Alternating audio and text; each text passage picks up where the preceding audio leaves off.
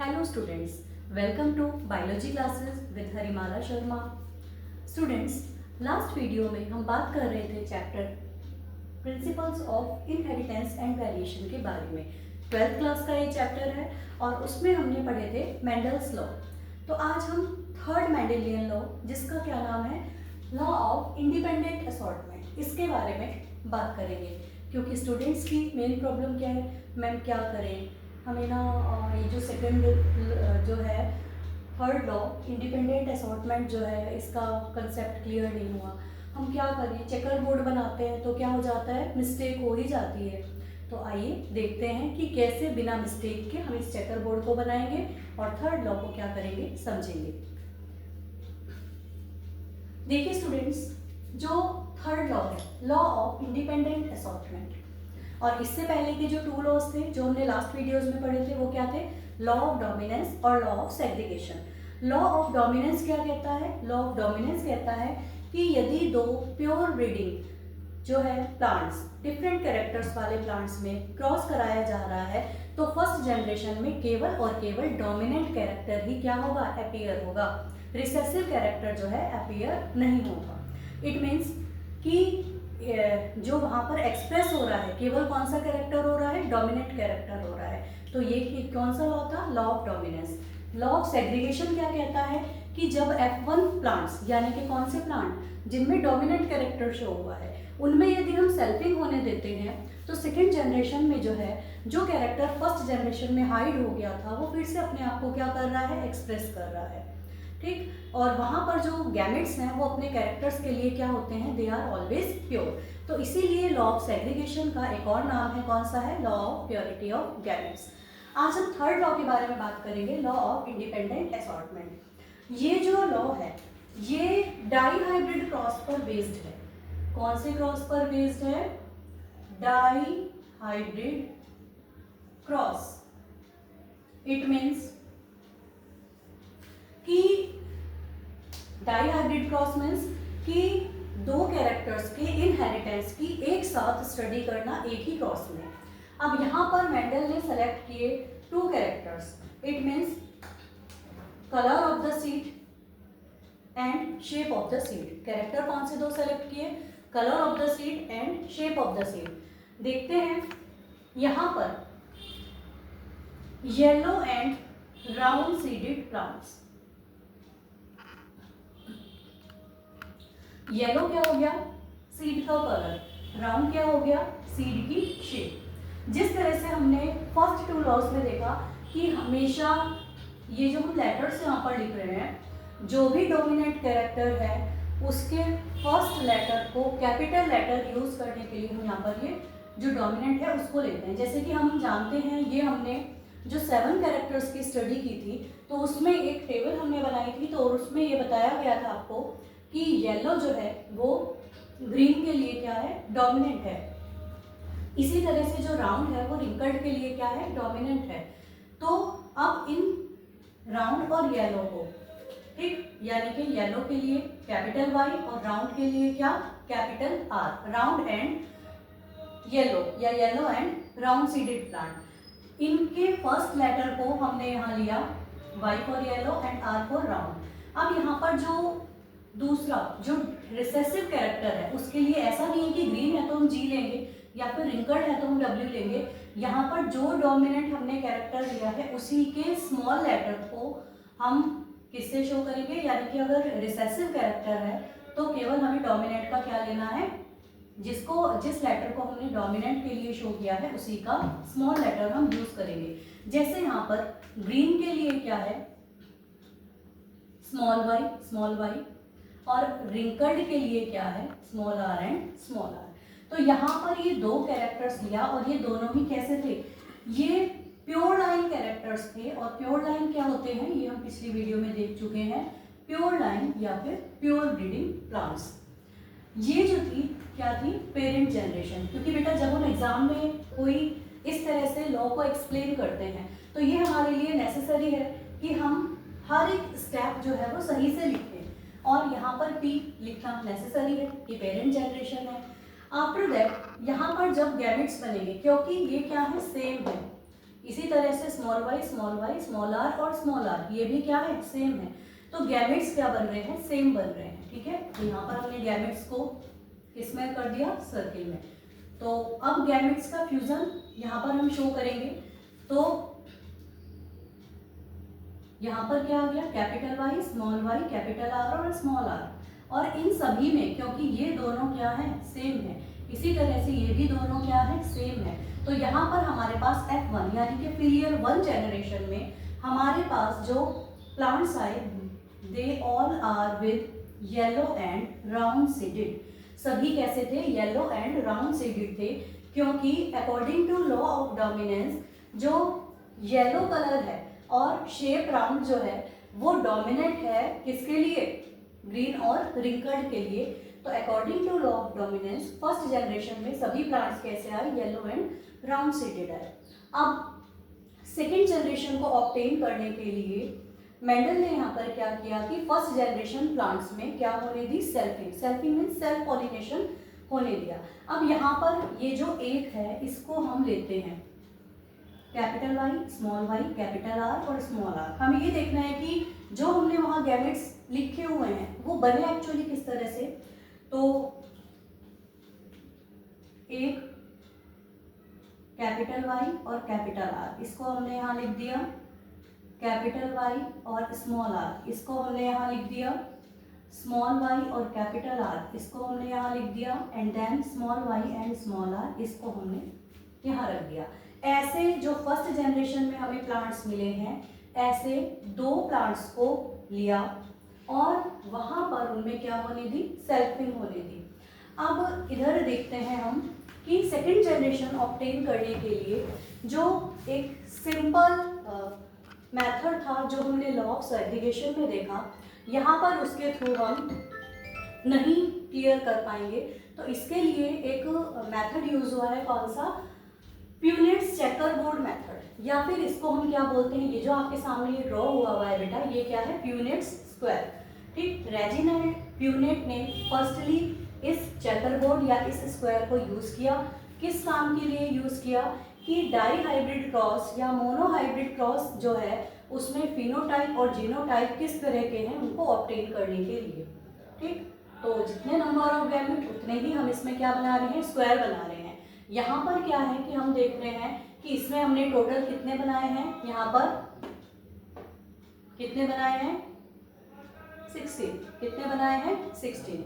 ठीक, तो अब यहाँ पर हम देखते हैं कि इनको हमने इस स्क्वायर के एक साइड में यहाँ पर उन प्लांट्स को लिया फीमेल गैमेट की तरह हम जिसको यूज कर रहे हैं, और इधर की साइड हमने क्या लिखा, जिसको हम मेल की तरह यूज कर रहे हैं, क्योंकि ये किस चीज का सिंबल है, it is the symbol for male and it is the symbol for female. ठीक, अब हमें इस चेकर बोर्ड को हमें कैसे फिल करना है ये चीज देखनी है। ठीक, अब हमें क्या करना है बेटा कि फर्स्ट एक जो ये स्मॉल स्क्वायर है इसके सामने जो लिखा हुआ है इसका फ्यूजन इधर तो यहाँ लिखेंगे, इसका फ्यूजन इधर तो हमें यहाँ लिखना है, इसका फ्यूजन इधर तो हमें यहाँ लिखना है, और इसका फ्यूजन इधर तो हमें यहाँ लिखना है। देखते हैं, तो यहाँ पर जो आएगा प्लांट वो कैसा आएगा, कैपिटल वाई, कैपिटल आर और small R, capital R. Then इसका फ्यूजन इसके साथ, तो हमारे पास क्या आ रहा है, कैपिटल वाई, कैपिटल आर और स्मॉल आर। अगले में हमारे पास क्या आ रहा है, capital Y, small Y, capital R और कैपिटल आर। नेक्स्ट में हमारा क्या आ रहा है, कैपिटल वाई, कैपिटल आर और स्मॉल आर। अब इसी तरह से हमें इसे पूरे को फिल करना है, यानी कि इसका फ्यूजन इन चारों ही गैमेट्स के साथ हमें शो करना है, और कहाँ लिखना है, इन ब्लॉक्स में लिखना है। लिखते हैं फटाफट से,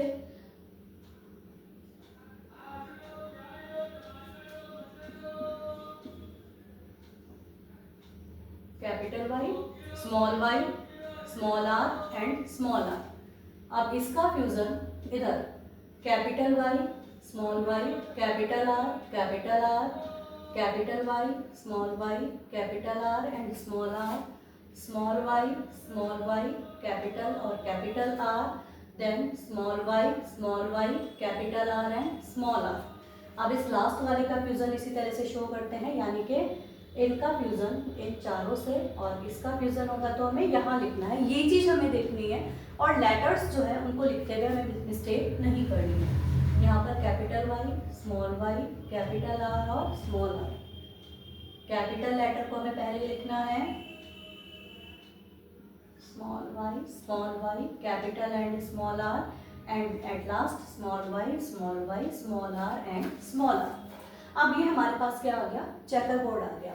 अब हमें क्या ध्यान रखना है कि जहाँ पर एक भी कैपिटल वाई है और एक भी कैपिटल आर है, इट मीन्स वो जो प्लांट होगा वो कैसा होगा, येलो एंड राउंड सीडेड होगा। ठीक है, तो जैसे यहाँ पर क्या है कैपिटल वाई और ये क्या है कैपिटल आर, तो ये प्लांट कैसा हो गया, येलो और राउंड सीडेड हो गया। यहाँ पर भी कैपिटल वाई और कैपिटल आर है, तो ये भी कैसा हो गया, येलो और राउंड सीडेड हो गया। ठीक है, यहाँ पर भी एक कैपिटल वाई और एक कैपिटल आर है, तो ये भी कैसा हो गया, येलो और राउंड सीडेड हो गया। यहाँ पर भी एक कैपिटल वाई और एक कैपिटल आर है, तो ये प्लांट भी कैसा हो गया, it is with round and yellow seeded. यहाँ पर भी एक कैपिटल वाई और एक कैपिटल आर है, तो ये भी कैसा हो गया बेटा, येलो एंड राउंड सीडेड। ठीक है, तो लेकिन यहाँ पर क्या है, चेंज है। तो पहले हम येलो एंड राउंड सीडेड देख लेते हैं। ये भी कैसा है, येलो एंड राउंड सीडेड। ठीक है, और ये भी कैसा है बेटा, येलो एंड राउंड सीडेड। ये भी कैसा है, येलो एंड राउंड सीडेड। और ये प्लांट भी कैसा हो गया, with yellow and round seeded. ठीक, अब इनको एक बार काउंट करते हैं, कितने हुए हैं, 1 2 3 4 5 6 7 8 एंड 9। यानी कि जो येलो और राउंड सीडेड जो प्लांट्स हैं वो हमारे पास कितने आए हैं, 9। कितने आए हैं, 9 आए हैं। ठीक, अब हम बाकी को देखते हैं। देखिए इसमें कैपिटल वाई तो है, लेकिन कैसा है, स्मॉल आर है। कैसा है, स्मॉल आर है। ठीक है, अब वाई यानी कि कैसा हो गया, येलो। ठीक, और स्मॉल वाई किस चीज को रिप्रेजेंट कर रहा है, रिंकल्ड को रिप्रेजेंट कर रहा है। ठीक है, किस चीज को रिप्रेजेंट कर रहा है, रिंकल्ड को रिप्रेजेंट कर रहा है। ठीक, इसी तरह से ये भी कैसा हो गया हमारा, येलो, क्योंकि येलो की डोमिनेंट जीन है, तो कैसा हो गया ये भी, येलो एंड रिंकल्ड। ठीक, और ये भी हमारा कैसा हो गया, येलो एंड रिंकल्ड। ठीक, तो येलो और रिंकल्ड हमारे पास कितने आ गए, 3। कितने आ गए, 3। अब हम और देखते हैं। अब हमारे पास बचे हैं ये 4। स्मॉल वाई का मतलब कैसा हो गया, ग्रीन। ठीक है, ग्रीन है। और कैपिटल आर का मीन्स क्या है कि ये राउंड है। ठीक है, ये भी कैसा है, ग्रीन है। और कैसा है बेटा, राउंड है। ठीक, और ये भी कैसा है, ग्रीन एंड राउंड। तो ये हमारे पास क्या आ गए, 3। ठीक, अब जो ग्रीन और रिंकल्ड ये कैसा है, it is green and wrinkled. Wrinkled means झुर्रीदार। तो ये कैसा है हमारे पास, 1। तो अभी हमारे पास ये जो टोटल प्लांट आए, इनमें से हमने देखा कि येलो एंड राउंड सीडेड कितने हैं, 9। ठीक, उसके बाद हमने देखा येलो और रिंकल्ड कितने हैं, 3। फिर हमने देखा ग्रीन और राउंड कितने हैं यहाँ पर, 3। और ग्रीन और रिंकल्ड कितना है, ओनली 1। तो इन प्लांट्स का जो फिनोटिपिक रेशो है, फिनोटिपिक रेशो यानी कि एक्सटर्नल अपीयरेंस में वो प्लांट क्या कैरेक्टर शो कर रहा है। ठीक, तो उस रेशो के बेस पर हमने कहा कि रेशो क्या है, फिनोटिपिक रेशो 9:3:3:1। ठीक, और इसका जो जीनोटिपिक रेशो है, जीनोटिपिक रेशो का मतलब कि यदि हम जीनोटिपिकली इन सबको अलग अलग लिख लें, जैसे ये क्या हो गया, येलो एंड राउंड है, ये भी येलो एंड राउंड है, लेकिन इसका जीनोटाइप क्या है, अलग हो गया, क्योंकि कैपिटल वाई और स्मॉल वाई आ गया। ठीक, इसके अलावा ये भी येलो एंड राउंड है, लेकिन जीनोटाइप क्या हो गया, अलग हो गया, कैपिटल वाई और कैपिटल वाई है, और एक आर कैपिटल है और दूसरा क्या है, स्मॉल है, यानी कि इन सभी का जीनोटाइप क्या हो गया, अलग हो गया। तो यदि हम इसका जीनोटिपिक रेशो देखें तो इधर आप ध्यान देंगे, ये जो यहाँ पर लिखा हुआ है हर एक जीन के अकॉर्डिंग लिखा हुआ है, तो ये रेशो क्या होता है बेटा, 1:2:1:2:4, 2:1 एंड 2:1। ये जो रेशो है ये क्या है, इसका डाईहाइब्रिड क्रॉस के लिए जीनोटिपिक रेशो है, ये फिनोटिपिक रेशो है और ये क्या है, जीनोटिपिक रेशो है। तो अभी हमने क्या पढ़ा कि हमने अभी मेंडल का एक्सपेरिमेंट पढ़ा है, अभी हमने लॉ ऑफ इंडिपेंडेंट असॉर्टमेंट क्या कह रहा है इसके बारे में नहीं पढ़ा है। हमने क्या पढ़ा है केवल कि मेंडल ने जो अपना एक्सपेरिमेंट कराया वो किस तरह से कराया कि 2 प्योर ब्रीडिंग कैरेक्टर लिए, लेकिन यहाँ पर 2 कैरेक्टर्स के इनहेरिटेंस की स्टडी एक साथ हो रही है। फिर कहा कि फर्स्ट जनरेशन में yellow and brown seeded plant आए, उनके जो गैमेट्स आए हैं किस तरह से फ्यूजन हुआ, और प्यूनेट चेकर बोर्ड की हेल्प से हमने ये देखा कि उसका फिनोटाइप और जीनोटाइप क्या है। तो अब इस पूरे के पूरे एक्सपेरिमेंट के बेस पर जो लॉ ऑफ इंडिपेंडेंट असॉर्टमेंट है वो एक्चुअली है क्या। तो लॉ ऑफ इंडिपेंडेंट असॉर्टमेंट ये कहता है कि जब 2 प्योर ब्रीडिंग कैरेक्टर वाले प्लांट्स में क्रॉस कराया जा रहा है तो फर्स्ट जनरेशन में तो येलो और ब्राउन सीडेड प्लांट यानी कि जो डोमिनेंट कैरेक्टर है, 2 कैरेक्टर हैं वो ही शो हो रहे हैं, लेकिन सेकेंड जनरेशन में जब सेग्रीगेशन हो रहा है, जब कैरेक्टर्स के जीन्स का क्या हो रहा है, सेग्रीगेशन हो रहा है, तो वो सेग्रीगेशन क्या है, उनका जो असॉर्टमेंट है वो क्या है, इंडिपेंडेंट है, यानी कि ऐसा नहीं है कि वो केवल पेरेंटल कॉम्बिनेशन ही शो कर रहे हैं। अभी हमने यहाँ पर देखा कि पेरेंटल कॉम्बिनेशन क्या है कि केवल येलो और राउंड और ग्रीन और रिंकल्ड है। तो इस क्रॉस में हमने क्या देखा कि येलो कलर जरूरी नहीं है कि केवल वो राउंड सीड के साथ ही मिल रहा है, यहाँ पर जो येलो कलर है वो रिंकल्ड सीड के साथ भी मिल रहा है। सेम इसी तरह से पेरेंटल कॉम्बिनेशन जो रिसेसिव है वो क्या है, ग्रीन और रिंकल्ड। तो ऐसा नहीं कि ग्रीन जो है कलर वो रिंकल्ड सीड के साथ ही मिल रहा है, जो ग्रीन कलर है वो किसके साथ मिल रहा है, राउंड सीड्स के साथ भी मिल रहा है, यहाँ पर आपने देखा। ठीक, तो इसका मतलब जीन्स आर फ्री, और वो फ्रीली ही क्या कर रहे हैं, असॉर्ट कर रहे हैं, और वो मिल रहे हैं फ्रीली दूसरे कैरेक्टर वाले जो गैमेट्स हैं उनसे, यानी कि जो गैमेट्स हैं वो फ्री होते हैं अपने फ्यूजन के लिए और फ्रीली असॉर्ट करते हैं किसी दूसरे कैरेक्टर वाले गैमेट्स के साथ में। तो ये क्या हो गया, आपका मेंडल का 3rd लॉ हुआ है आज हमारा, कौन सा, लॉ ऑफ इंडिपेंडेंट असॉर्टमेंट, जो बेस कर रहा है किस पर, डाईहाइब्रिड क्रॉस पर।